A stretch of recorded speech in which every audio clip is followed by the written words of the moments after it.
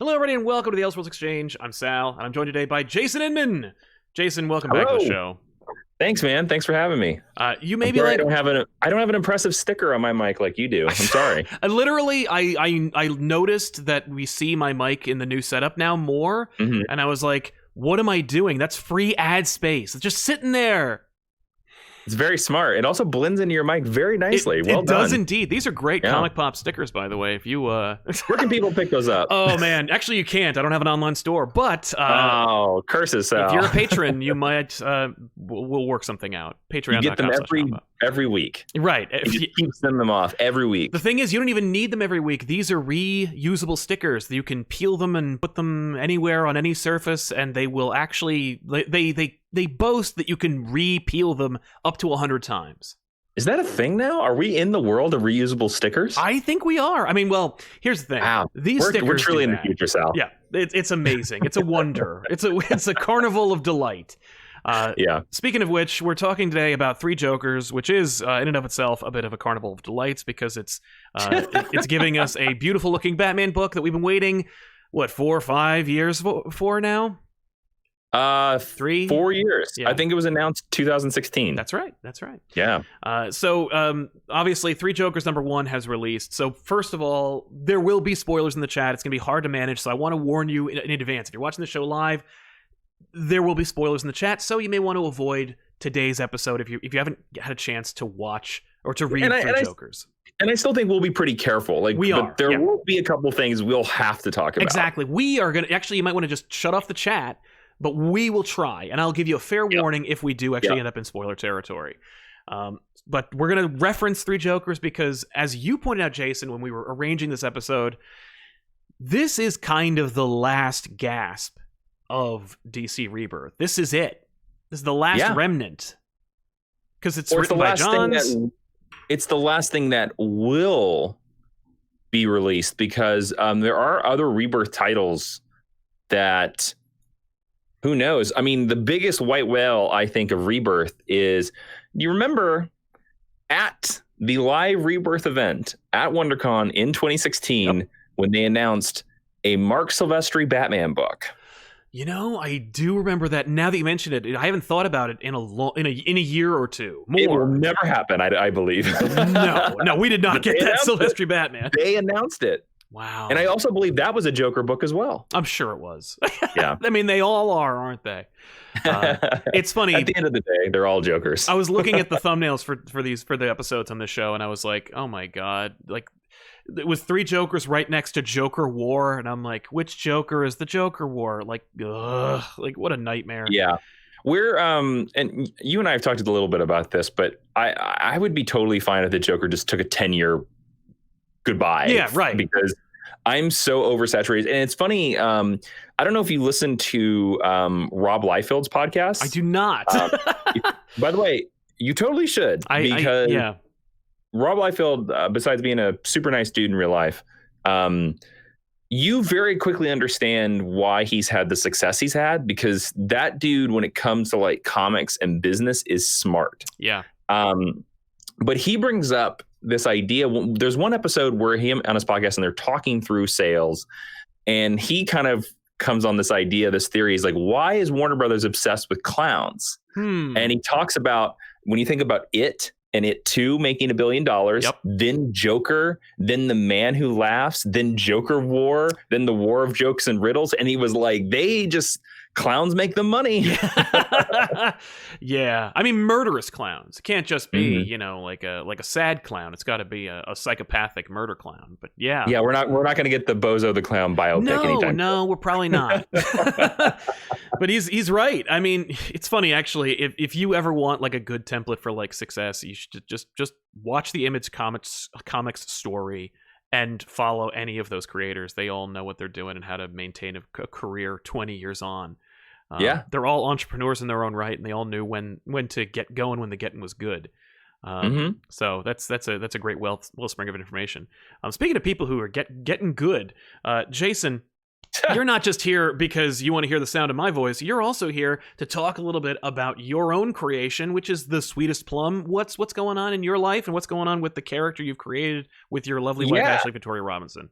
Well, yes. The comic that I co-created with my lovely wife, Ashley Victoria Robinson, Jupiter Jet and the Forgotten Radio, is hitting comic book stores October 7th. It's we like to call it's Rocketeer meets Men in Black.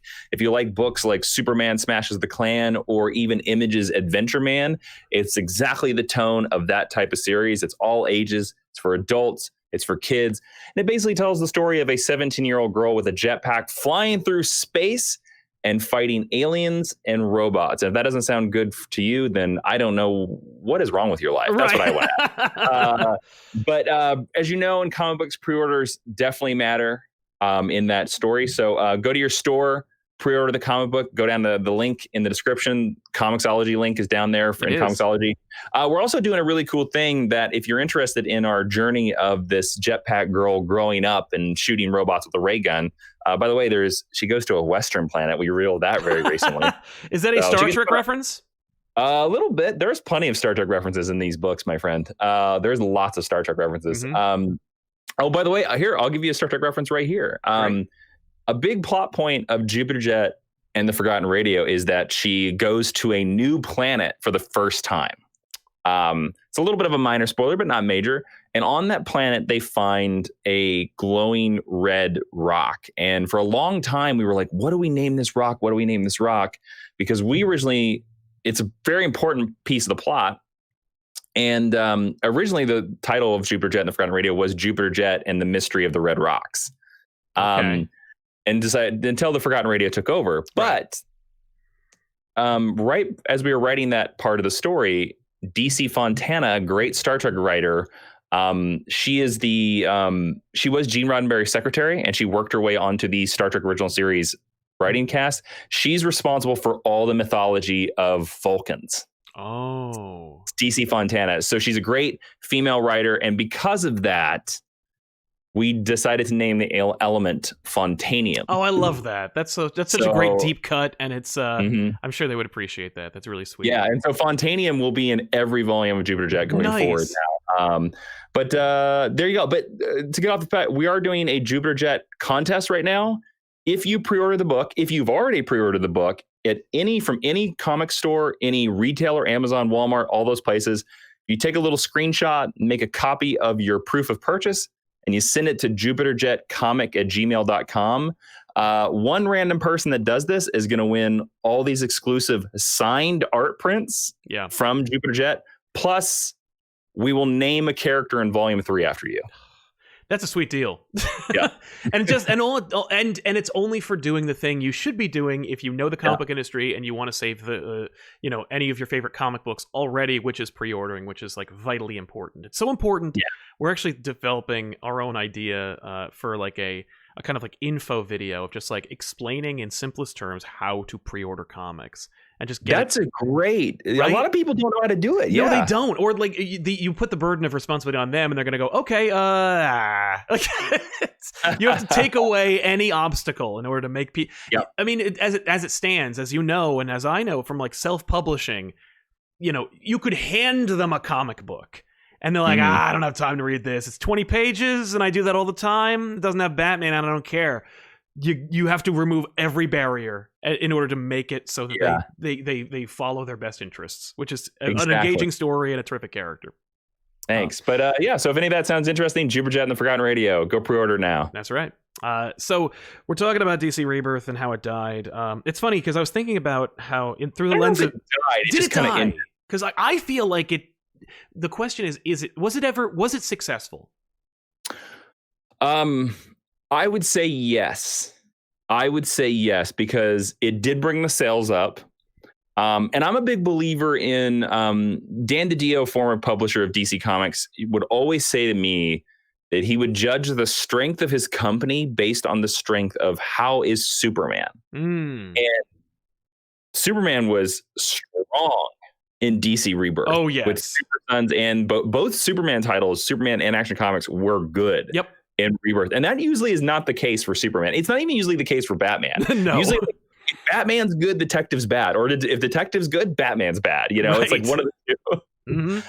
Although I think we're in a period now where both Batman titles are good. I think so. But anyways, I don't know. I think it was a success. Do you not? I feel the thing is, I think it initially was a huge success, and I think it succeeded in what it was trying to do for the most part, which is bring up sales, but it didn't stick the landing what it was also trying to do. Like, it was, because it's a twofold thing.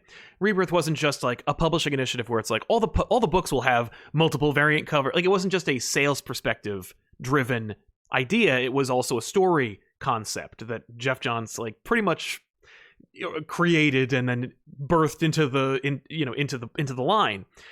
I feel like because the story got away from it, and because of the delays and the fact that it was never 100% adopted across the board, the fact that like entrenched management didn't agree with it and got in its way, like if the line is gonna go in one direction, you got to have everybody in lockstep with that direction. And if you're gonna say we're going in this direction and then you leave and hope that the direction you told everyone to go in just ends up being arrived at, like, that's not gonna work. Like, John's left halfway through. Yes, I see your point there, and something I never would have considered, because again, Three Jokers is part of that, right? Where John's birthed into DC and like into the foundation of Rebirth, this idea that the Watchmen were there, right? And this idea that there were three Jokers out there, yes. And then is there anything else? Or I guess the Wally West was Wally, sort of well, and then Wally, Wally, Watchmen, Three Jokers. Yeah, it was those three ideas, and the only one we really got was Wally. Right. And I think the only reason why we got Wally was because Joshua Williamson was just like, plink, I'm going to take care of that. Yeah, you got it. Yeah, but you are correct on that. But I will say that I think that when you look at those titles in 2016 and 2017, yes, you can see, especially the main books, the ones that have the least to do with the Watchmen-y stuff. Yes. They're really good. They're really successful. Like, it kind of reinvigorated the line. I mean, to be honest with you, it was the most I was reading DC Comics for over a decade. Same here. It was the first. I was picking up more DC books than any time in like 10 years. I think that was the first time I was like genuinely excited about DC. Yeah, me too. In a long time, because like New 52 happened, and I was like, whoa! And then I read most of the books, and I'm like, pass. But but it did bring me on to Snyder and the Owls and Capullo's Batman, which would have been as successful with or without New 52. Yeah, but it's interesting because us talking a little bit about Three Jokers here is very similar to Doomsday Clock. Absolutely, because Doomsday Clock was so delayed, and I wanted to point this out. And again, when reading Three Jokers this morning, I noticed that a lot of Three Jokers was all like 6-panel grids or 9-panel grids, and I was like, oh boy, Jeff Johns, your head was deep in the Doomsday Clock and you could not pull out of it. No, I feel like even Fabok's art is reminiscent of Gary Frank's. Oh, he looks like Gary Frank automatically. Yeah. But especially in this, and I feel like it really is trying to link those two together. Like, we're supposed to think the fact that there are three Jokers, I think we're supposed to think like in tandem with Doomsday Clock. When Joker shows up in Doomsday Clock, you're like, oh my God, which Joker is it? Or that maybe there is some kind of resolution in this whole series that will then go into Doomsday Clock. I don't know which one was supposed to come out first, or whether they were supposed to come out at the same time. And, you look at Doomsday Clock, it's almost an evergreen story based on the costume designs and the story itself. But maybe it wasn't, and maybe it was supposed to be in a time period and other things were supposed to be contingent on it. And if that's the case, damn. It is interesting too, when both of these projects were announced, right? They were supposed to be both firmly entrenched in continuity. Right. And now I think you could almost completely ignore Doomsday Clock because the heroes don't really look like they do in the DC universe. Nope. They don't really act like they do in the DC universe. And they don't, even at the ending, it doesn't really even connect. Nope. So you could kind of be like, okay, Doomsday Clock is out of continuity. And then they said again, because this is Black Label, that this book, if you want to put it in continuity, you can. They said that they're treating this kind of like Killing Joke, because Killing Joke was not supposed to be in continuity. And later writers put it in. Yeah. Man, it's funny. This is reminding me so much of like 2008 Jeff Johns, because I remember, you remember in 2008, Jeff Johns was writing this Blackest Night giant event. Yes, of course. And he was writing Blackest Night at the same time as he was writing The Flash Rebirth when he brought back Barry Allen. Yes. Now, The Flash Rebirth was supposed to be completed before Blackest Night even started. Oh. But Flash Rebirth was super delayed because it was drawn by Ethan Van Sciver. And so there were plot points in Flash Rebirth that were being referenced in Blackest Night Club. And you were reading Blackest Night, or excuse me, you were reading like Blackest Night, and you were like, wait, what? That's the end of Flash Rebirth? Oh, damn. Yeah. That's funny. Yeah. Yeah. Because I don't think Flash Rebirth ended until like halfway through Blackest Night. So in Blackest Night, you got to see Wally in his new costume. Yep. You learned that Professor Zoom was back alive, and you were like, wait a minute, what? Yeah. Yeah. And John's like, well, I'm writing both of them. Who cares? Okay. Yeah. So it got delayed. Yeah. The delays kill it, especially when you make it contingent on your line, on your publishing initiative, on like sales, your direction. It was an ambitious and exciting time. I remember when they announced 3 Joker / Doomsday Clock and everything. And it was like, this is really hype.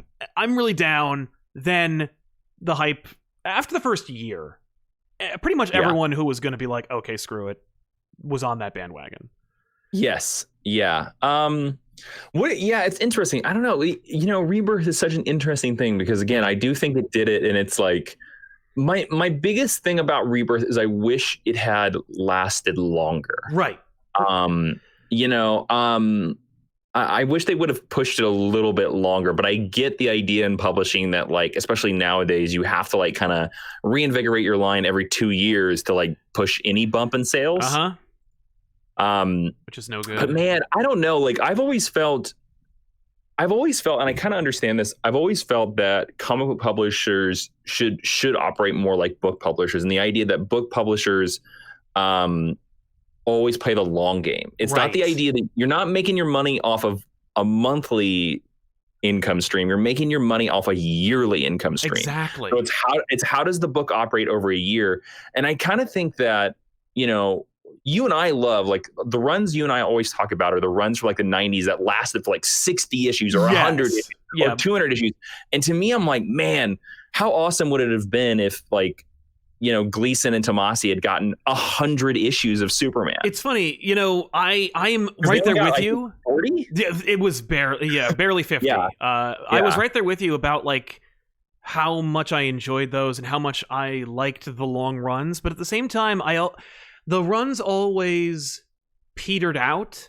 You know, they never finished strong, and I always kind of, and now through the lens of like Tom King's Batman, I'm kind of like, okay, maybe 100 is too much. And maybe it's not about a number. Maybe it's about just like how much story you have left to tell. Fair. You know, like, because I do love a good long run. But for me, you know, I was just recently talking about Batman runs, and somebody was like, I've read all the seminal books. What's some Batman I gotta read that's like that you like?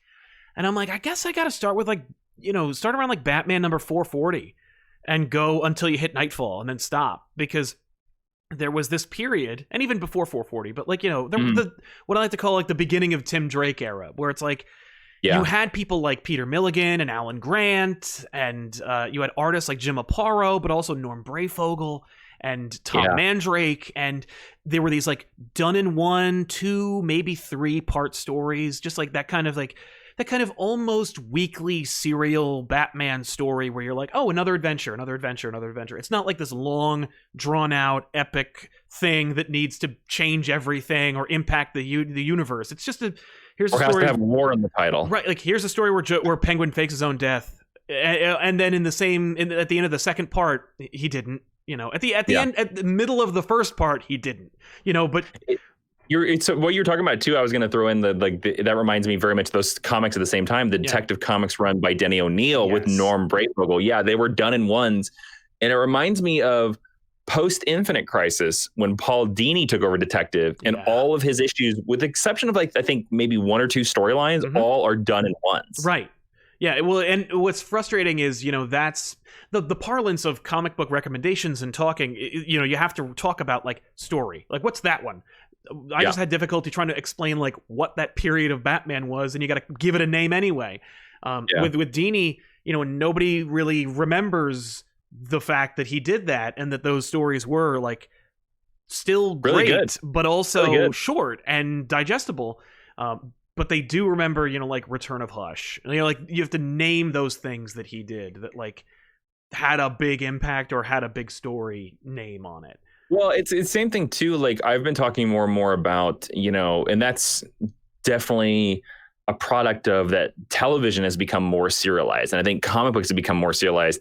And I make the argument that I think television is actually stronger when it's half serialized. So it's like, you know, like the seasons that we remember, like one of my favorite, like I love Star Trek Deep Space Nine, and Star Trek Deep Space Nine is a serialized television show to a point. The whole show is like building to this Dominion war, that the Dominion is out there, and every season they give you new pieces, but here and there's a one-off. There's like, oh, here's the weird episode where Quark goes to the 1940s. Here's the weird episode where Odo doesn't remember how to shapeshift. And, you know, but generally those stories impact later stories that are part of the serialized storyline. Like every episode usually contributes to the overall goal, even if you don't realize on the and that to me, I would be like, man, that's the comics that I miss. Like stuff like James Robinson's Starman, where it's like it all is leading to Jack's journey, but every once in a while, like you're gonna see an episode where Jack daydreams he's fighting pirates with his brother, you know? Well, and that is comics, and it's the comics that everyone refers to, but maybe doesn't know to articulate, because it has more parallels to comics than just the fact that like it has the same narrative device. It also is about continuity, and it's about maintaining that continuity despite the fact that there is not like the same creative team working on that story. It's a writer's room, and some writers take point and other writers, you know, take a back seat, but for the most part they're all collaborating on this one story that they get to put their stamp on, but still don't contradict. And maybe the reason why we like single creator runs is because that's the only time in comics where we can actually say, where we actually know that they are going to take care of the continuity, because at least the one writer working on this book will keep it straight if the editors or the other writing team that comes in won't. You know? It's fair. I mean, I always say the statement, you make your own continuity, because otherwise it's impossible. And there's the famous Len Wein phrase where he says, continuity ties your best writer to your worst writer. Right. Yeah, he's not wrong, but also I feel like I like the fact that it's part of a story where like it all kind of like it's like life, where it all happened and it all mattered, you know? Like, oh, interesting. See, because I'm exactly the opposite. Like where I'm kind of like Batman 3 Jokers. It's like if I like Batman 3 Jokers, like Batman 3 Jokers takes place whenever. Sometime, like, who knows? It was supposed to be during Rebirth, but like again, like we talked about, like when you read the book, their costumes don't match anything in Rebirth. In fact, Batman's costume looks very Michael Keaton, which I kind of dug. And then I kind of love Jason Fabok's redesign of Red Hood, where he has like the Robin tunic underneath his jacket. I didn't notice that until the end of the issue, but yes. And they said something about that. What's funny is I remember them reading an interview with them like very recently, or maybe there was a tweet where they said something like, we're bringing him back to this, or we're doing something with this costume, as though it were going to be what we're doing going forward, which could be, or it's more just like, if we tell people that it's not in continuity, they won't buy it. Well, did you hear the original? Apparently, originally the original ending of Doomsday Clock, when it was actually coming out on time. And I think maybe before they released it, because they released the first issue of Doomsday Clock, and everybody clocked that everybody's costumes were different. Yes. Like Batman he had the oval. He hadn't had the oval for a long time. I think.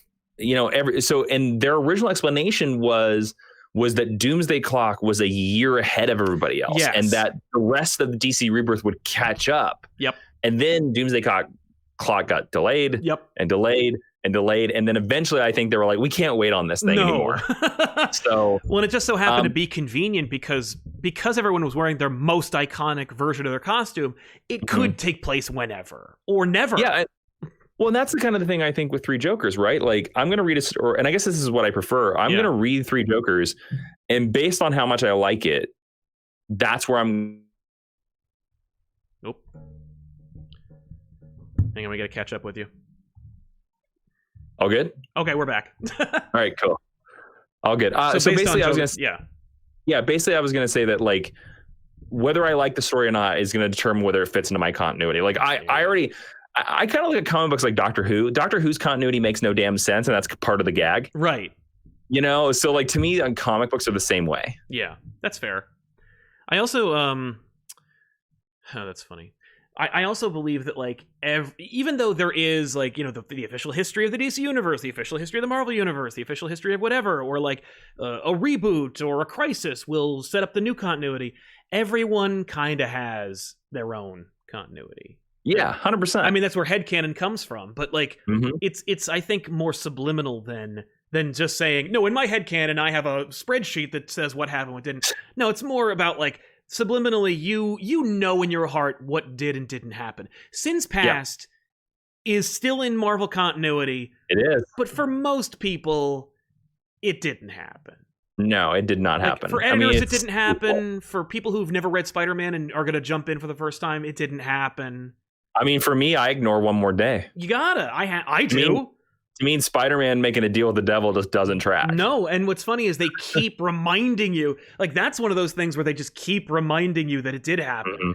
Sins Past, they rarely do. And when they do, it's like a very slight nod just to remind you, like, don't worry, I also read these things. Like, can you remember the... Oh, man. I know where you're going with this. I was gonna make a joke, and now I think I'm gonna step away from it. Okay, that's fair. All right. But reading Three Jokers #1, it's out now. It's available in like a crazy amount of covers. The pre-order sales, as I understand it, are astronomical in today's climate. Jeff Johns sells books. Right. That's one thing you have to understand. Like Jeff Johns, for whatever you want to say about that man and whatever Ray Fisher wants to say about that guy on Twitter. He sells comic books. Right. If you put his name on a comic book, and also he's written some of the greatest comic book runs of all time, in my opinion. Like he has. Like for me, he has the best run on Green Lantern of bar none. Yeah. Like I can't think of another Green Lantern run I think even comes close. He would be one of the most seminal Green Lantern authors of the last 30 years. Yeah. So he sells books. So it doesn't surprise me that this one sold. So do we want to talk a little bit non-spoilery about the issue and like our thoughts on it? Because again, this thing has been like they've talked about this thing for years, and now we can finally see it. Yeah. So my question to you is, it's not done. So obviously, and it's only 3 parts, and it's a very long issue, which I really like. I was surprised. I was like, here's where it's going to stop, and it didn't. And I'm like, oh, thank you. Was it worth the wait? I'm going to say yes and no. Yeah. Because there's nothing in the issue that really knocked my socks off. Same here. But I still thought it was good. I agree. I recognize it is a excellently executed comic book. Mm-hmm. But like you, nothing shocked me or hit me like in my bones. Yeah. Like I had more of a strong reaction to some of the Doomsday Clock issues than I did this yet. And I'm going to reserve judgment because I will say, the art is spectacular. Oh, Jason Fabok has secretly been one of the stealth weapons of the DC universe that nobody gives enough credit. No. And it's funny because I remember the first time clocking Jason Fabok was because that's when he was drawing Batman Eternal, which is a series that I deeply dislike, but I was buying it for his art because I was just like, I was reading it and be like, why is this guy on the weekly book? This is the guy that should be drawing the main title. Yeah. Every time you see him, every time you saw his Batman, you're like, why isn't he on the main book? It must be that he just needs more time, which is fair, but he's on the weekly book. How did that happen? I don't know. But yeah. You are correct. Like, he does have a very Gary Frank style. Mm-hmm. There was a lot of times where I was looking at his Batman in this issue, and I was kind of like, "Oh, is that the Batman Earth 1 Batman?" Yeah. I'm so used to seeing his Batman because it's such a, I don't know, idyllic Batman. It's like a distilled, this is Batman. The way that, like, you know, that in some Warner Brothers Hollywood, in Michael Uslan's office, there is a portrait of Batman, and he's like, that's Batman. And every time they make a movie or something, he points to, he's like, that's Batman. Jason, do you know what the portrait looks like? I don't. I assume it's one of those like hodgepodge pictures of like all the actors. It's like, you know, some male actor that doesn't really exist. That's like has a strong jaw, black hair. You know. That I was hoping you were gonna say like it's a poster from the 1966 Adam West Batman. He's like, that Batman. We're never gonna. We gotta get here. Based on they did an entire fandom panel where they just made fun of the Adam West show. Oh, screw them. Right, like that was the panel was, let's MST3K this thing we own that is a lot of people's gateway to the property, including probably everyone who worked on the fandom.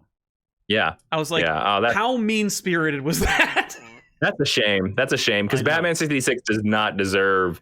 I'm so happy. Like, one of my fondest memories of working at DC was they always had the room that had all the consumer products, which I think you might have seen as well. I've seen the products. I've never been in the office. Oh, okay. So like they took me into the room, and one of the first things I grabbed was, back in the day, Mattel made a Batman 66 and a Robin 66, but they're hooked to the wall and they're holding the rope. And so like I grabbed that so quickly, and it still hangs in my kitchen to this day. That's so awesome. Batman and Adam West Batman and Robin are climbing my kitchen cabinets. I really like that. I have to see that now. I'm gonna Google it. I won't make you have to get up. I'll take a picture after the stream. Please and do. I'll Thank share you. it on there. Yeah, one of my earliest introductions to Robin was the 66 show, and because it was like a comic accurate in real life, I was taken aback. I always loved Burt Ward's Robin.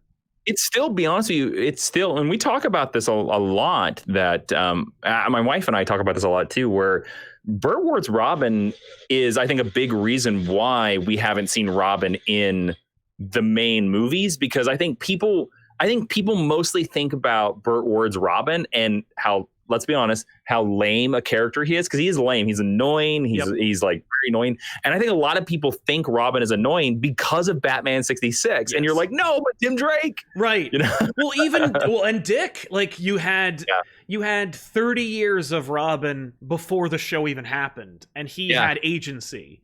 But yeah, anyway, but my point is just like they don't have a lot of reverence for the 66 show. But yeah, Fabok is like, when he draws Batman, he doesn't draw like this version of Batman or like my Batman. You know, like Breyfogel's Batman's Breyfogel's Batman. You know, Capullo's Batman is Capullo's Batman. Fabok's Batman is everybody's Batman. Yeah. Yeah, it's interesting too, because you don't generally see that anymore. Like people usually are so specific with their style.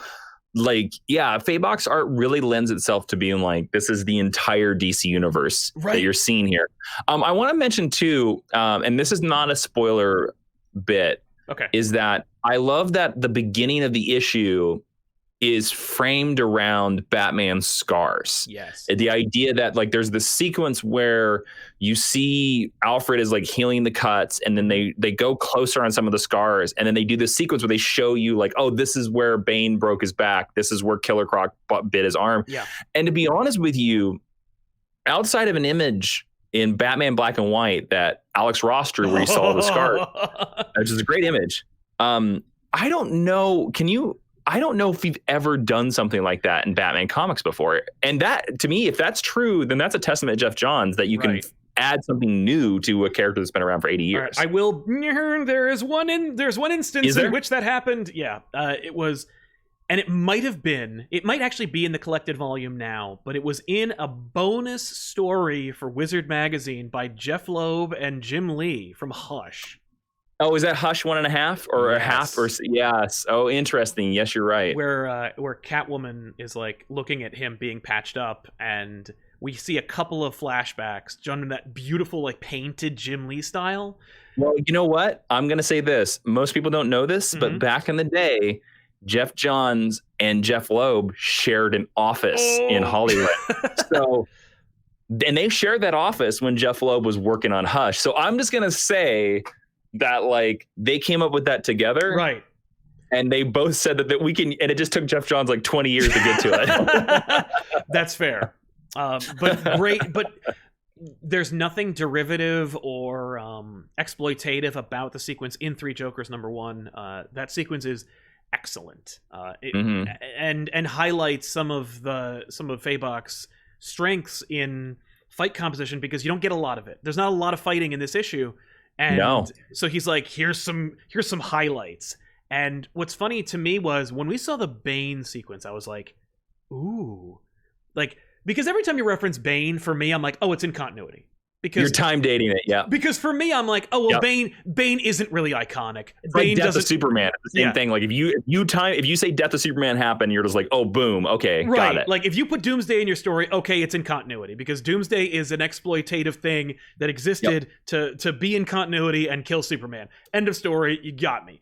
But I thought we were gonna get iconic moments from some of the most seminal battles between Batman and those characters, but they're just made up stuff, which I was fine with. But I was like he fights the Riddler, and I was like, okay, that wasn't really as exciting as that wasn't as satisfying a memorable scar from the Riddler that I was hoping for. But again, this is it's very nitpicky. It's very like but I also love too, if you look through that sequence, you do see the adjustments of Batman's costume. Like it sort of like moves through the eras a little bit, which I think is very good.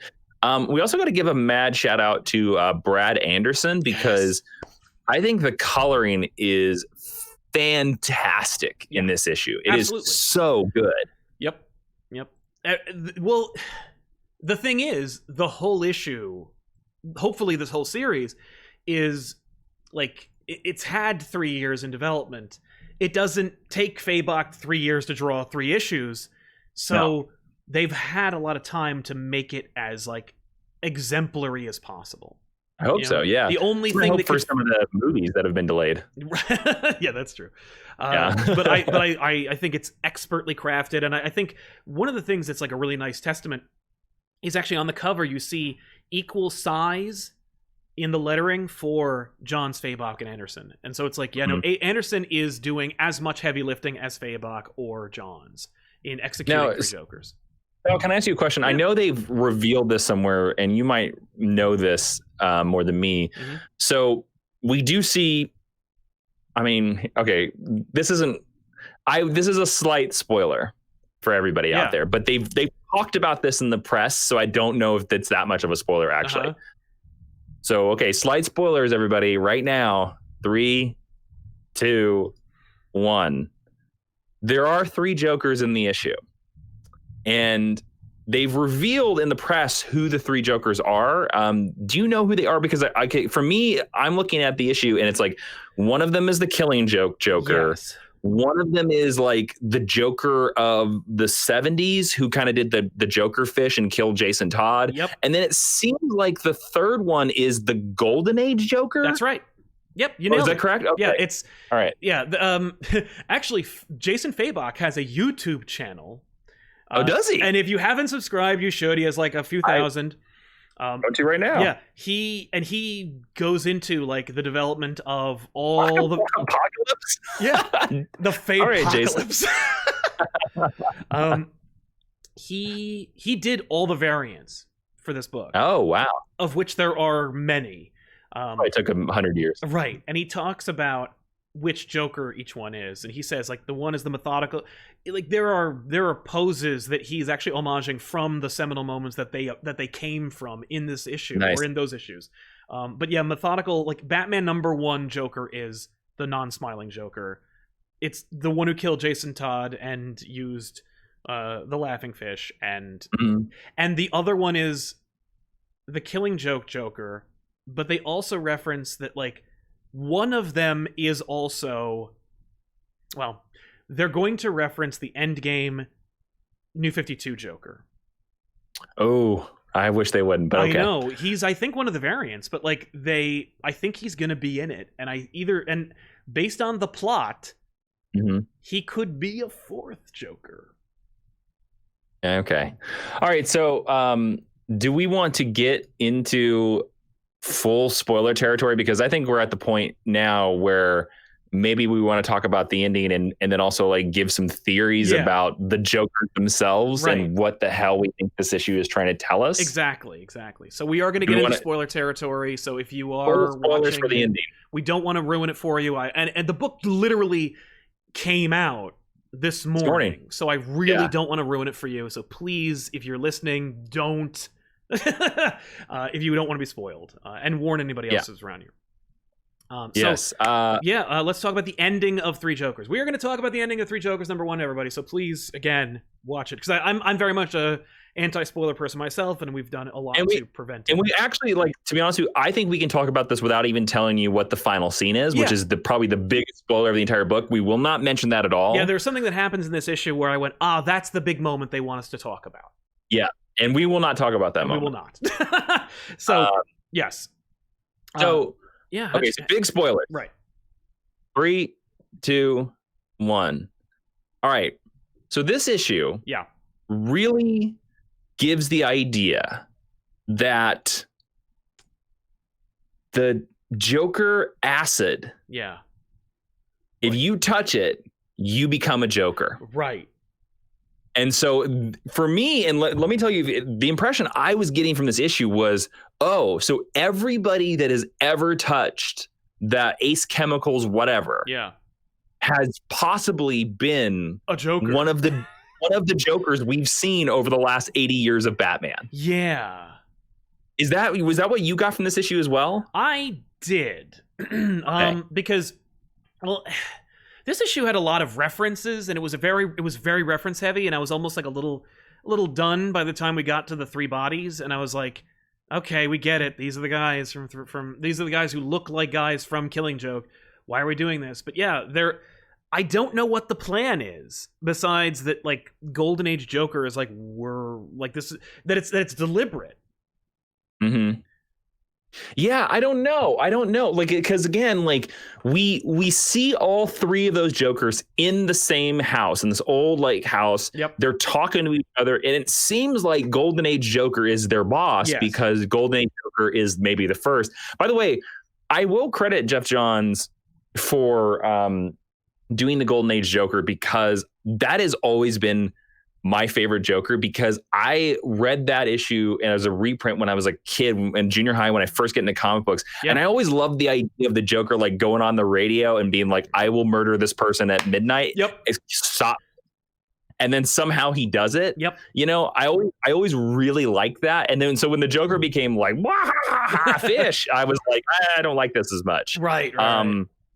You know, I always felt like the Joker is this guy that if you turned into an alleyway and saw the Joker there, you would like just immediately crap yourself. Yes. Like he's that scary. Yeah. You know, so yeah, I don't know. So yeah, and if that's the case, that they're saying that that's the reason why they've been like a billion Jokers. Right. And that's the reason why you can't identify the Joker, because there's also another line in this where the Golden Age Joker specifically calls the Killing Age Joker a failed comedian. Yes. So we know that's we are definitively saying that's the one from Killing Joke. Yeah. You know, and I don't know, man. It you know, it's interesting where it's an interesting idea. Yeah. But I don't know. Well, okay, so here's the thing. I will say, like, I am not a big fan of the in-game Joker. Right. I don't like this idea that the Joker is like this eternal demon creature. He's not. He was lying. Sure. I literally reread Endgame like 2 or 3 days ago, because I was talking to Scott and I felt bad for like crapping all over Endgame, and I was like, all right, let me give this another try. And I was like, no, I really don't like this. But yeah, I actually liked that better than what we got, which was that he's a fraud who has really good Photoshop skills.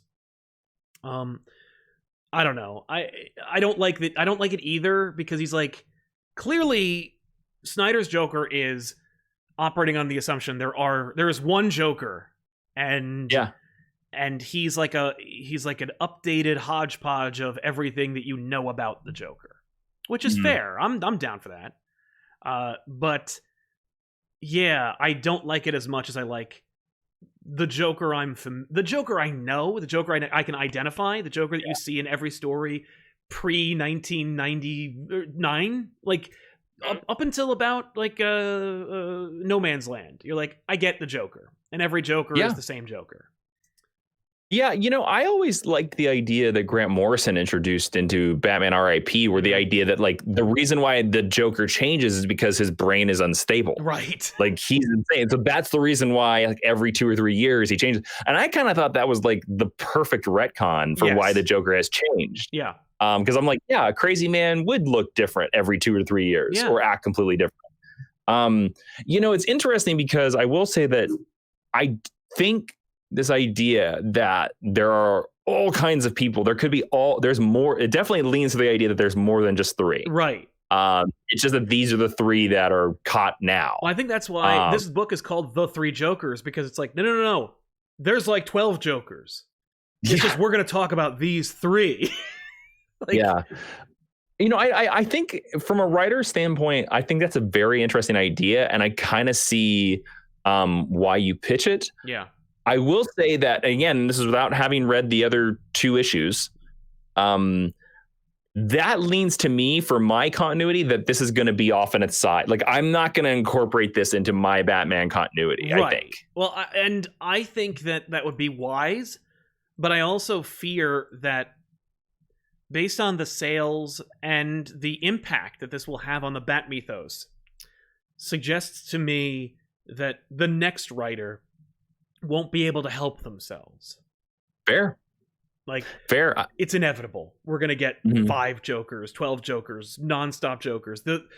If any Jokers, don't make it out of this series, they'll come back and they'll be the same Joker as before. We'll have imposter Jokers. You thought I was the Killing Joke Joker, but I'm actually the Golden Age Joker. Like, you're going to see an exploitation of this concept to it's going to be it's going to be imposter Joker war. By the way, I want to give a tip out there to all the fans listening. I hope many of you want to write comic books someday, and I hope many of you do write Batman someday. I would love to read your Batman run. I would love to. Yeah.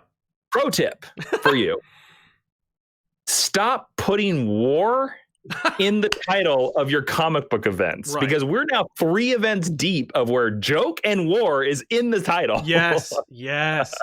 No more. I mean, well, Marvel war in the title. I mean, Marvel did the market research. War, secret, those work. They sell. Little boys like those words. Look, it's already established that like Batman has a tie to battle, so put battle in there. Yeah, right. Yeah, there are other words that mean conflict that aren't the biggest conflict, but that's the thing is it has to be the biggest. I know. And stop using Joker and war in the same. I mean, like this is literally. There's nothing more. There's the laughing war, the war of comedians. I mean, like Joker war is pretty definitive. Like, I'm not saying the story is, but I am saying that like if you're going to call your book The Joker War, there's not much. It's you can't really go much farther than that. Oh, we're going to get 3 Joker war. 3 Joker war. War of the 3 Jokers. Yeah.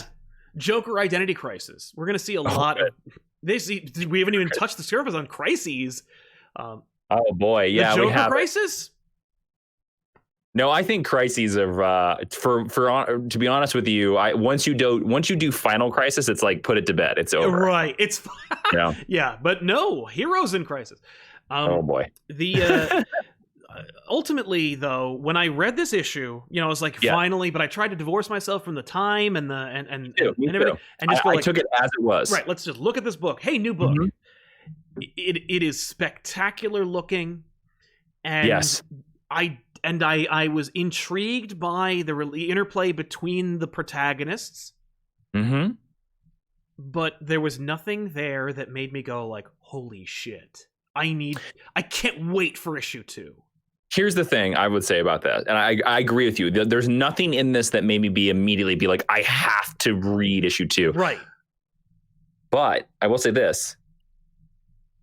when you think about it, if this issue had come out in 2016, yes. If you think about it, if we had read this within a year of seeing Batman find the Watchmen button, you and I would have done an Elseworlds exchange in like 2017 being like, holy crap, DC's amazing. Yes. You know? Yeah. Well, because they would have been, because they were able to pull off this hat trick of like of setup and execution and promise and yet here we are instead with, well, I mean, like they all came out at different times, but like they are still technically good books.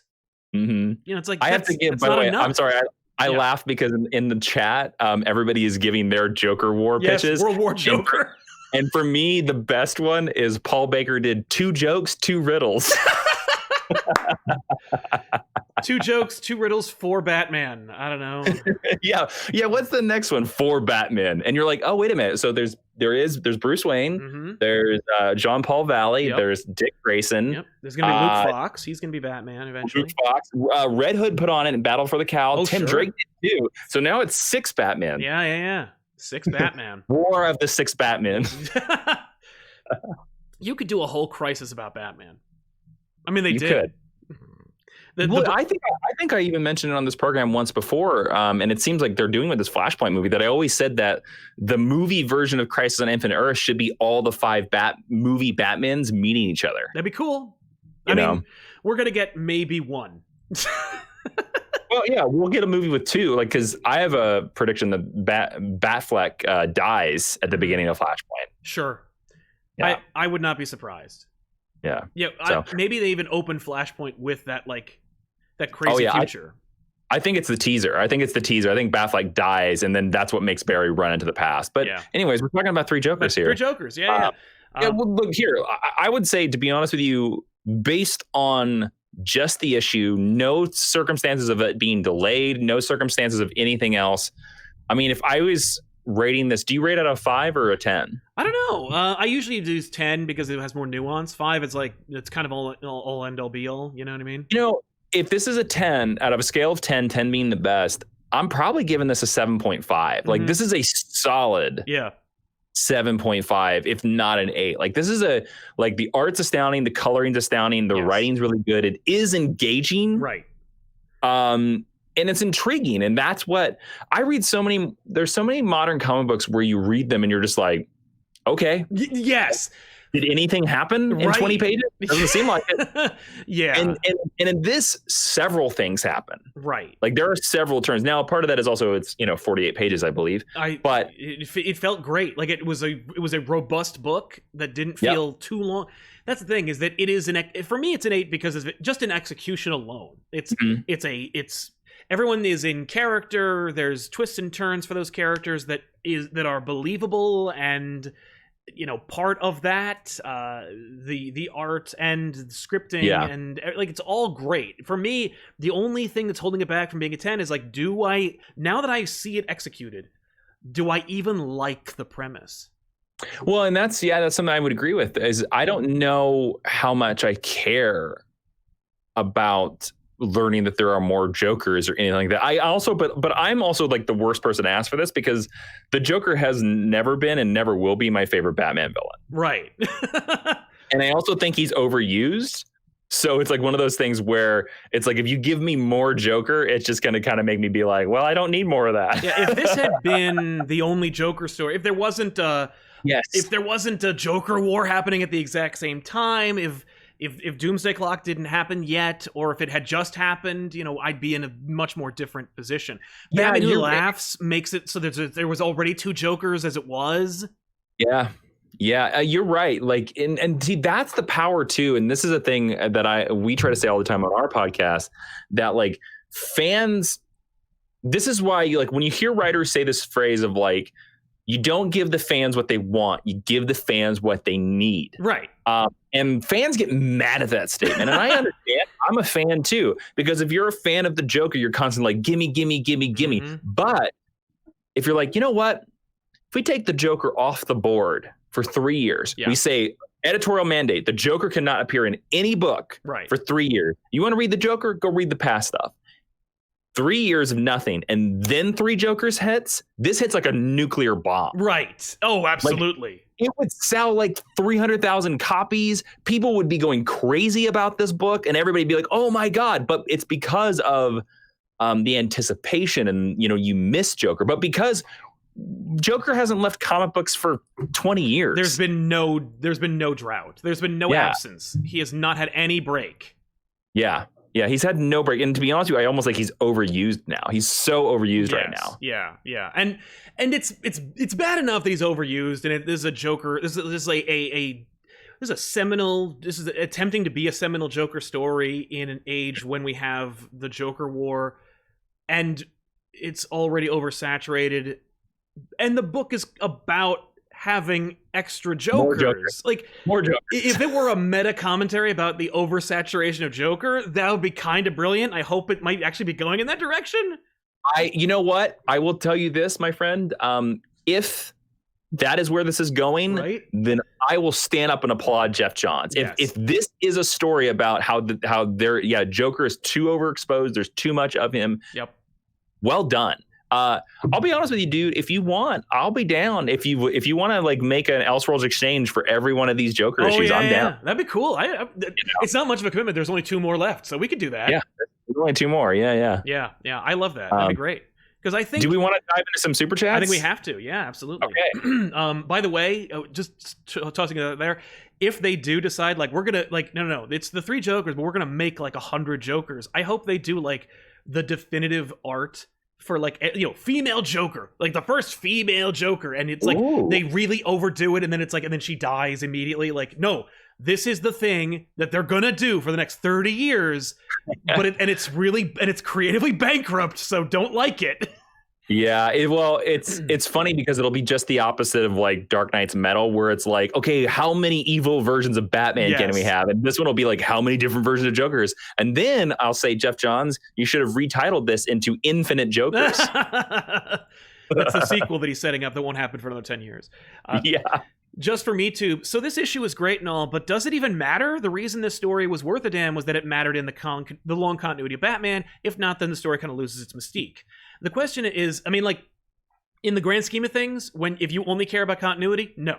But if you care about story and story matters, like, if it's good, that's what matters. Like, I think that's if you care about the concept of Batman and the concept of Joker, right, then continuity shouldn't matter. Right. But I understand your point. I think your point is more like what we were talking about, where it's like if this had come out in like maybe the first or the second year of Rebirth, it would be so much more important than what it is now. Yeah, we'd be excited about it in continuity, but as it stands, we can be excited about it being a Batman book and it being a crazy Joker story. Mm-hmm. Paul Baker. And again, the easiest thing to compare this to is the Killing Joke was never meant to be in continuity. It was always supposed to be a one-shot. Yes. And it wasn't until John Ostrander threw Oracle into Suicide Squad and showed Barbara Gordon in a wheelchair that it was confirmed that it was in continuity. Yeah. What was it? Paul Baker said, I was very happy at how Jason was written in this episode. Lodell's characterization has completely warped him for the last decade, so this was nice to see. For me, I didn't really see much of a difference. Not that I had a problem with it, but it was more like I was like, this is what I know Jason to be. I don't read Red Hood. I don't read any of the books he appears in. I especially don't read anything that Scott Lobdell will write, but from what I remember from like Under the Red Hood and like his occasional appearances throughout Batman's history from there, I'm like, yeah, it's Jason. And I really like Johns' portrayal of him. I think it's a pretty in keeping version of his character. I agree. I didn't really see too much difference between this one and the main. The only thing that Scott Lobdell does is he kind of makes him more, I want to say more like Matt Murdock. He's more flamboyant. He's more adventurous kind of a thing. But I don't mind that because I think it's a natural progression to the character. This feels more like the Under the Red Hood Jason Todd. Yeah, I agree. I like it though. I don't mind it. I remember them saying like Red Hood is going to be a main character in this book, and I was like, yeah, that makes sense. I'm kind of disappointed by that, but like, you know what? I'm excited to see what Johns wants to say with him in this context. Yeah. Mm-hmm. Yeah. Let's see. We got Miko Draw. Money right off the bat to not give Warner Brothers or AT&T any ideas on making a 3 Jokers movie with a digitized ledger. First time catching the show live. Love you. Thank you very much, Miko Draw. Yeah, I hope we never get that. Buckle up. I think we will. I do think we will. Yeah. Because I think some Warner Brothers executive will see this book and be like, there's a book called Three Jokers. Why don't we do some version of that? Right? Oh, yeah. Well, and they don't care. They're not like, well, it was just. We already have two of them. We have Jared Leto and we have Joaquin. We only need a third. Right? And by the way, if you don't think Robert Pattinson's The Batman is going to set up a Joker, you're insane. Yeah. I hope it does. I want to see that. Like, I want to see this universe's Joker. I hope it's a different one. I hope it's their Joker. Yeah. KT83976. Bruce doesn't have time with Three Jokers. He apparently couldn't tell Damian had PTSD from watching Alfred's death. Damian won't be in this book. Because there are, like, you could tell there are certain writers who are like, I love Damian, or I find that interesting. And there's some writers who are like, he should never have been invented. I wonder if John's idea of that is because he doesn't want to make Jason Todd too old. Right. Because the idea is that Jason Todd was a teenager when he was killed by the Joker. And if you introduce Damian, then you're introducing this whole thing of like, oh, has a decade passed since this happened? Yeah. Damian makes things very complicated. Yeah. Luke Virillo says Court of Owls is seemingly everywhere now, debuting across multiple Batman medias like Gotham Knights, maybe the Batman, maybe? Is Three Jokers going to be another story that Hollywood wants to adapt? Joker makes Warner Brothers money after all. Well, you mentioned Rob Liefeld's point about clowns. There's no way that they won't... If multiple Batman in the Flash movie works, multiple Jokers will be a thing they want to do. They're going to do some version of this story. To be honest with you, it would not surprise me if it would not surprise me if there's some future version of a Batman movie where he fights multiple Jokers. Right. Yeah. Actually, it'll be like printing money for them. Absolutely. And it would. Yeah. That's the thing. The most frustrating thing is it would make money. I don't know if I don't want to give them my money about that, but I'm afraid it would still make money. Yeah, I think that would be one of the instances where I wouldn't pay for that ticket because I'm like, I definitely want to vote for my dollar. Yes. Shivan Guar says, hey guys, love you both. Been following both your channels for about 7 years, and I have too much to say in just one chat, but just take care. Loved Three Jokers. Cool. Thank you very much. Wow. Thank you. Psycho Red, my favorite Rebirth titles was Titans, Batman Beyond, and The Button. However that one counts. I don't know if the button I feel is more like work. Like it was The Button, but here's the thing about The Button you can tell. You can tell that The Button was a stopgap because Doomsday Clock was delayed. Right. Like they were expecting Doomsday Clock to come out when The Button happened. Yeah. And then it apparently wasn't even anywhere close. I don't know whether that was Gary's fault or Jeff's. I don't know. Who knows? And so they were like, we need some sort of story, but we can't actually have an ending. Yeah. So get Jason Fabok to do some really awesome looking stuff. Let's have him chase a button, and then maybe that'll do it. Yeah. Well, maybe that'll satisfy people. It did. Spoilers. Robert Core, which Rebirth loss hurts you the most? Oh, what do you mean? Like I guess the stuff that... like what era? Like like Superman having a family. That's like Rebirth Superman. I think that also sucks. Like, that's the worst one. For me, it's John Kent because I think I just completely disagree with aging John Kent up. Completely. Like him being the same age as Damian, the Super Sons, the fact that Rebirth was able to take this silly and dumb Silver Age concept and modernize it. Mm-hmm. And I have the Super Sons omnibus on my shelf. Me too. It is such a great run. Yes. It's so good. And the fact that DC was like, nah, let's get rid of the Super Sons. I'm like, are you crazy? You know how many movies and animated projects and action figures you could make based off of these guys? It's the perfect way to make kids care about Superman. Yes. Yeah. Which is already hard. Right. The fake Grant Morrison unfortunately can't stick around for the live show. Just wanted to hop in and say that I recently picked up Jupiter Jet Volume 1 and it was absolutely lovely. Thanks, man. Officially my niece's first comic. Great work. Thanks, Grant Morrison. Awesome. That's always good news when you learn that your comic book is like somebody else's first. So that's an honor and a pleasure. Thank you. Totally. Meow Nian, in retrospect, Rebirth kind of felt like Marvel's Heroic Age, which also sort of ended too early. Thanks for the fun times. Thank you, Meow. Yeah, man, same thing. I remember Heroic Age, like, Heroic Age! And then it just kind of, whatever the next event is, we'll stop that. Yeah, that's when Marvel was like, and they still sort of did this all the way to Marvel now, where they wanted to like title everything, and you were kind of like, what are you doing? Like, there's too many titles, or there's too many banners on top of your books. Right. Well, it worked for Dark Reign. Dark Reign was so successful. I remember that. They're like, do that forever. Yeah. Luke Varilla. No, I'm sorry. Chris Williams. Dan Slott is a good example of fatigue in a comic run. Yeah, I agree with that. Yeah, I mean, I really like Dan Slott's run. You can tell by the time he gets to Red Goblin that, like, I kind of think he should have ended with Worldwide.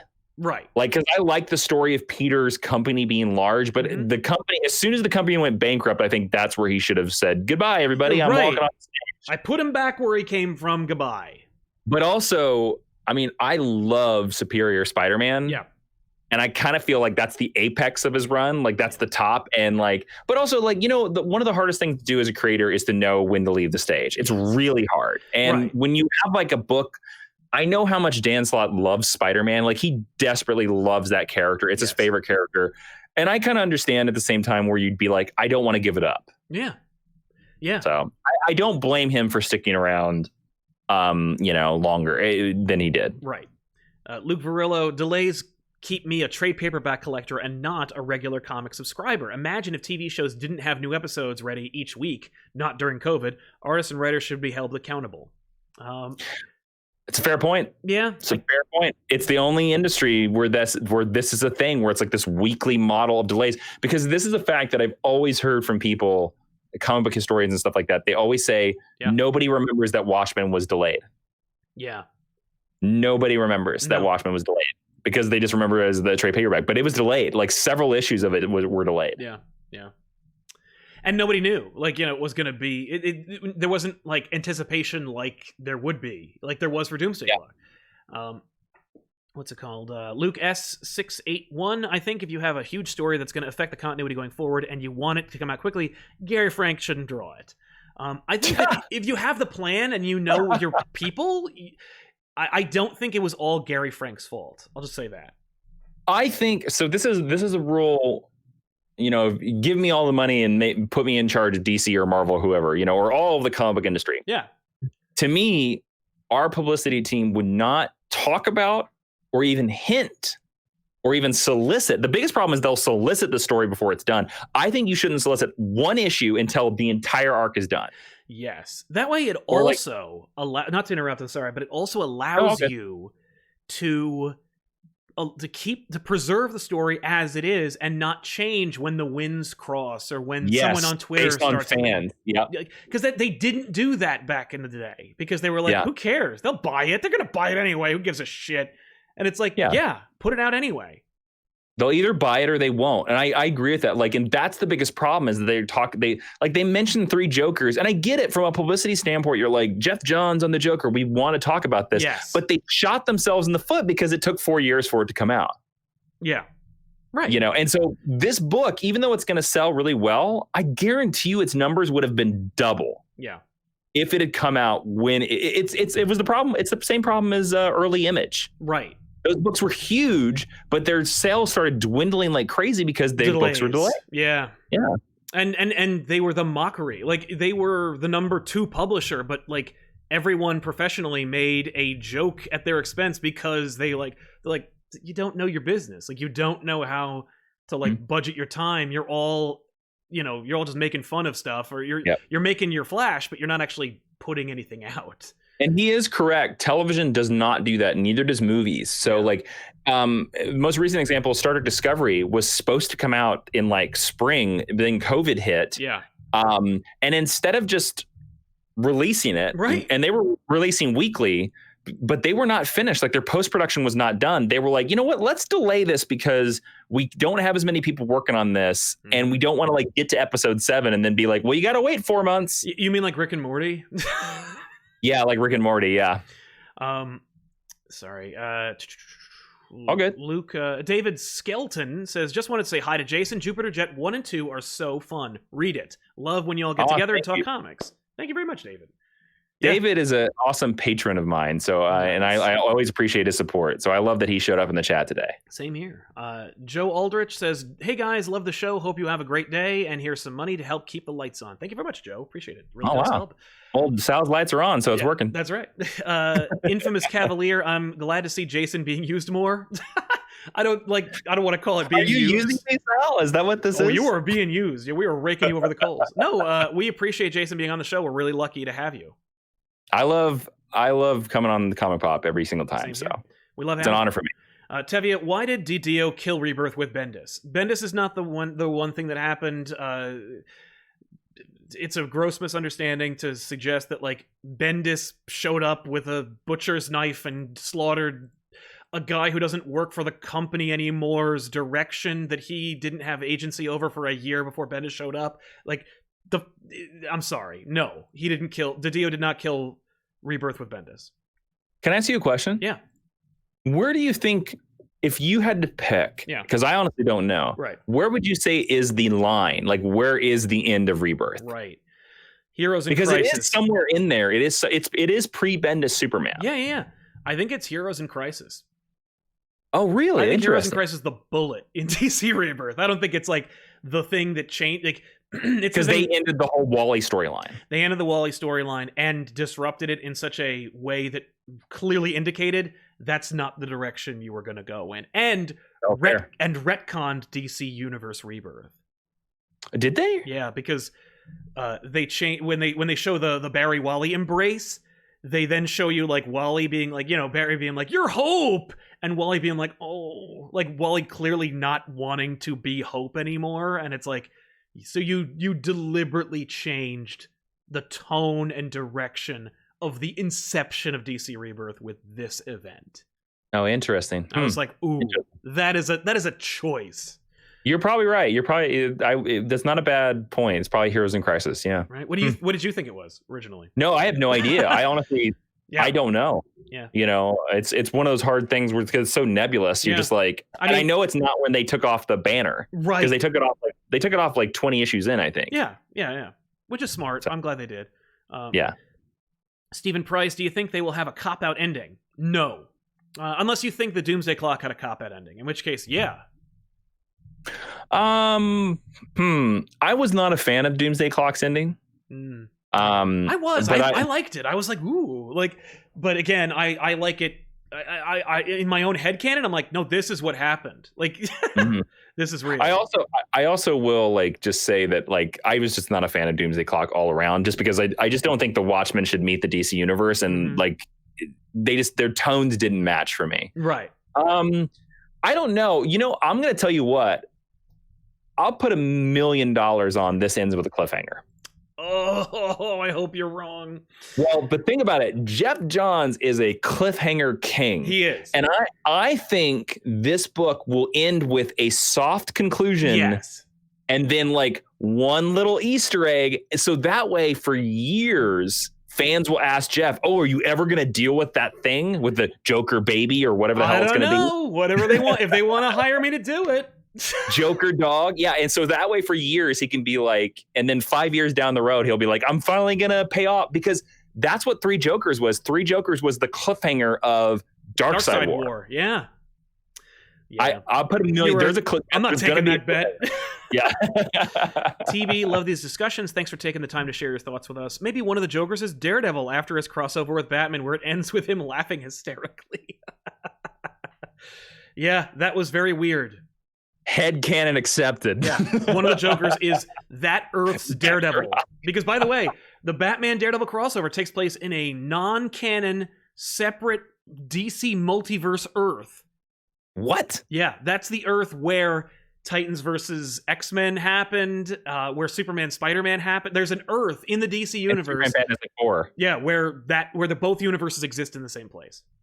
Oh boy. I think that's where, at least according to JMD Mateus, where Spider-Man Batman takes place.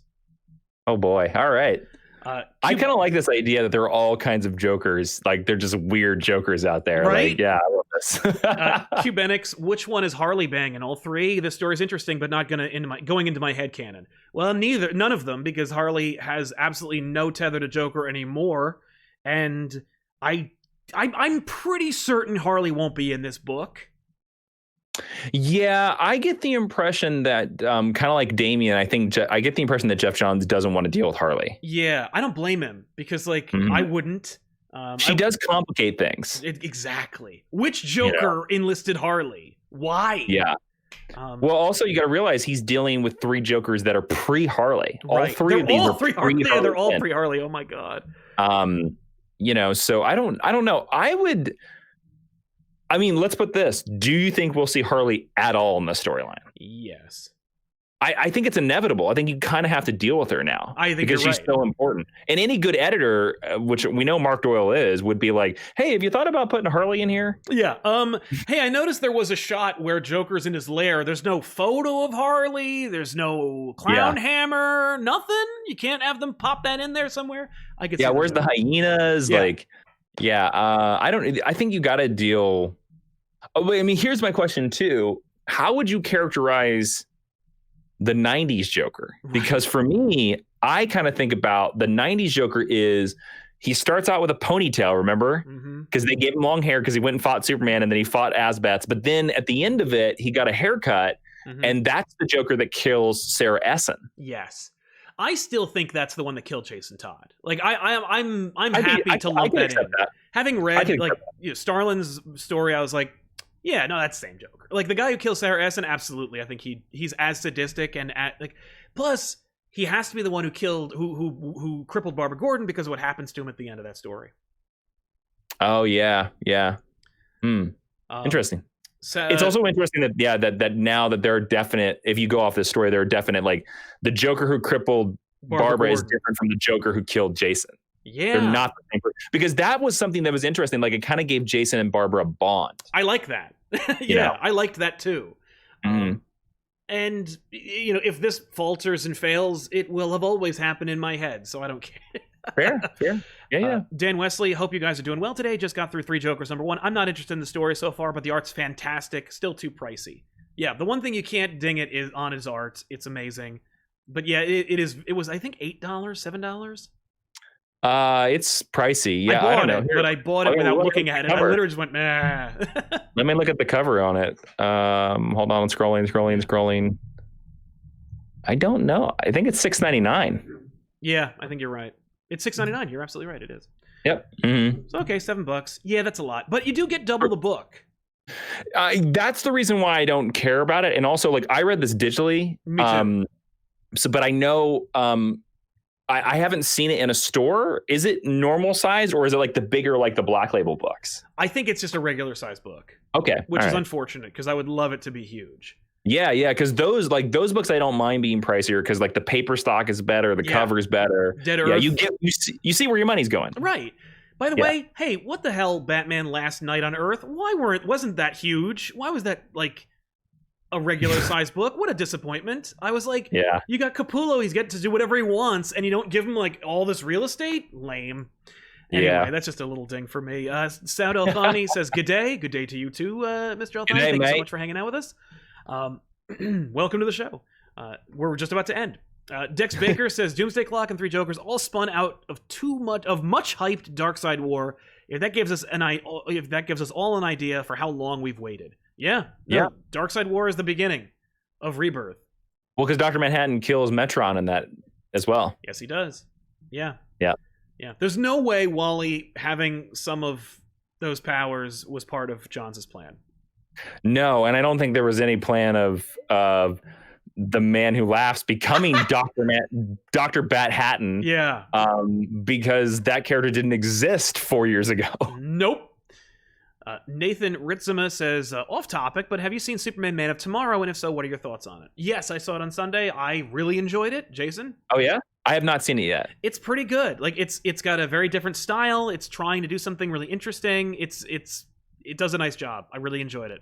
It seems very inspired by Superman American Alien. Is that true? No. It looks like Superman American Alien. Yeah, the look is, but it is not in any way like the story. Like they're not taking anything from it except for that one proto costume. I'm very excited for it. An internet friend of mine, Tim Sheridan, wrote it. So I'm very cool. And he wrote Reign of the Supermen, which I also really like. That was good. Yeah. great use of that talent. Yeah. And I like the direction. Like it, and the animation style is very different, but not in like a bad way. Very different. I dug it. Nice. Radical Radish for me, the big ending for Rebirth was no justice. It seemed like they were making a big nevermind push with that storyline based on their trajectory. I see Perpetua. Yeah, like the Dark Knight's Metal. We're still dealing with that. It's forgivably will be over with metal God. Or with death metal, but Perpetua is absolutely an anti Jeff Johns. Like, we're doing something else. I think Dr. Manbatten was kind of like an ego screw you kind of edition. Like, I don't think it was necessary. Like, I think it was same with Perpetua. Yeah, Perpetua seems like, how can we make something more powerful than Dr. Manhattan? Well, here's the person that created the multiverse. I can't believe how much leeway everyone gets, like, for doing the biggest, most important thing. Like, I was reading something the other day where they're like, we're doing this thing. It's good. Oh, it was Kieran Gillen's Eternals. They were talking about how, like, which, by the way, Asad Ribic and Kieran Gillen on Eternals. Oh, I'm gonna buy one for the first time. But they said they're gonna like redefine Marvel's cosmology, and I was like, why? And who said yes? And I'm like, and then it occurs to me, like, somebody please gift that. Please gift out doing like why? Yes. Like, it's if you're writing Marvel's cosmology, it's because you like it. Yeah. Why would you blow it up and think you're gonna be better than Jack and Stan? Like, leave it alone. And when Scott's like, hey, this is the person who created the multiverse. I know we used to have like this hand that literally nobody did anything with until the implication might have been that it was Dr. Manhattan, but then no, it wasn't. It's Perpetua. Like, yeah, it's the interesting thing, and you can look at Doomsday Clock and you can look at all the Justice League stuff that Scott Snyder was doing, and you can sort of see them as competing stories. Like, they're sort of aware of each other, and they're trying to like outdo each other. But not reference each other, like sidestep each other. Yeah. And they're trying to outstep and whatever. But here's the thing that I don't understand, and it's also my same complaint with like all these stories of like the war of the Thing. When you're trying to make a story bigger, yes, or you're trying to make a story be more important, you can never go larger. Right. You have to go smaller. Yeah. You have to make that story matter more to the character. Yeah. If every story is about Earth is gonna blow up, then the sixth time we read it, we don't care because we know Earth's never gonna blow up. Exactly. But if you make it about something emotional and something really important to the character, then you can always make it stronger. And that was one thing I liked about Three Jokers, is because I'm like, oh, this kind of seems like it just might be a Batman mystery story. Yeah. And if that's the case, this might be the perfect story for me. Instead of like, because there's a certain point with like all the Dark Knights and the Doomsday Clocks where it's just like, it's cosmic-y nonsense that means nothing. Yeah. Yeah. I will say The Batman Who Laughs was actually more to me, that series was more of like a Snyder Batman story than the last several Snyder Batman stories, because it was about Gotham and Batman. It still has to be about the destruction of Gotham forever. You know what I mean? But like, it's about Batman. Like, he doesn't punch the reality or anything. It's still ridiculous, but it's a little bit more subdued and a little more personal. Like, even Zero Hour tied into, isn't Green Arrow sad he had to shoot Hal with the arrow? Like, they made and I remember like reading it, and being like, who cares? Like, because I wasn't reading Green Arrow. I'm like, who cares about what Green Arrow has to think about this thing? Like, but really, that's the stuff that makes you care, is that it affects someone who is not able to like wield worlds with their mind. Because none of us can do that. And that's why we automatically check out on stuff like that. That's why I loved the framing device of this being around the scars, because there's a lot of room, and I hope Jeff plays with this, where Jason and Barbara also being his, by extension, more scars. Yes. Like, because of him, he has scarred both of these people. Right. That'd be cool. I like that. I mean, I hope that's the way it goes, because if that's so, it's going to be a really powerful story. I agree. And finally, TB says, let's not forget that Superboy Prime is out there somewhere. Will he do anything? Or is he just a backup in case they need him to end an event? Well, I talked to Scott, and he said Superboy Prime is in the book, Death Metal, and he plays a very important part of the story. In the issue of Three Jokers that I read, it ends with ad called Dark Knight's Death Metal Trinity Crisis. Yep. And literally it says Superboy Prime, Anti-Monitor, Dark Side. That's what? You're playing Mad Libs. You made a tag cloud out of things you wanted to use in that thing. Like, well, to me, like, that's also what that title says. Is I'm just like, wow. I mean, how much more gobbledygook can we pile on top of gobbledygook? Dark Knight, Death Metal, Trinity Crisis. I know. Yeah. Superboy Prime, Dark Side, Anti-Monitor. Yeah. So, like, no, I don't think he's going to have anything to do with Three Jokers, but apparently he's going to be all over Death Metal. Yes. And Joshua Vaughn, coming in late. I hear 0 Hour. What the hell did I miss? Nothing. Did you mean zero? Yeah, zero. Yeah, you meant the event back in the 90s. I meant the 90s event, 0 Hour. Yeah. By the way, man, 0 Hour was my man. I bought all those Zero issues. Yep. That was my DC universe, my friend. I firmly admit that 0 Hour as an event is not great and it doesn't hold up. Nope. But the DC universe around 0 Hour is just like, yes. Yeah, all those Zero issues and all the retconning. Yep. Yeah, it gave them like a nice, kind of like what Rebirth did. It gave them kind of a nice, soft reset, and I kind of feel like most of the titles took advantage of that and were better post 0 Hour. Yeah, they. It's funny. I remember reading in Wizard magazine there was an article about how 0 Hour was created because they were like, it's been 10 years since Crisis. Hey, let's do like an anniversary. Like, let's do something. Yeah. I'm like, no. You don't just hey, let's reboot shit because we're celebrating the fact that we rebooted shit 10 years ago. That was the beginning of the end. That was it, because they were like, okay, every 10 years we'll reboot everything. And then they were like, every 10 years we're going to do this insane crisis. Yeah. Yep. But Jason, we're so lucky to have you. Thank you so much for being here and talking about Three Jokers. Thanks for having me, man. And lending your insight. There's more to come from Jason Inman, of course. If you want to go to the link in the description, you can pick up a copy of Jupiter Jet, his self-created title, on Comixology right now. But there's more, so please take it away. Yeah, go pre-order the Jupiter Jet and the Forgotten Radio. It's the second in the Jupiter Jet series. You do not need to read Jupiter Jet Volume 1 because we made it new reader friendly, but it's an adventure sci-fi series about a 17-year-old girl with the jetpack fighting robots in space and learning that even though she thinks she knows how to be a superhero, she actually finds out she's completely wrong. And it's about growing up. Jupiter Jet is always a story about growing up through the lens of jetpacks and robots and stuff like that. And so right now we're doing a pre-order contest that if you pre-order a comic of Jupiter Jet on Comixology, Walmart, anything like that, you send your proof of purchase to jupiterjetcomic@gmail.com. And we enter you into a random chance to win a bunch of art prints and possibly have a character named after you in Volume 3. There will only be one winner. Nice. How can you pass that up? I can't enter because I know Jason and I would just ask him to do it and he wouldn't do it. Because it's not fair. It's an event for you guys. Check it out and do it. I appreciate that. Where else can they find you and everything that you do? Basically, you can find me all over the internet at Jawan on Instagram, Twitter, and on YouTube. Don't do much on YouTube anymore, but I do a podcast, a weekly podcast called The Geek History Lesson, and you can find that everywhere. You can listen to podcast episodes everywhere. Our next episode actually is going to be really fun.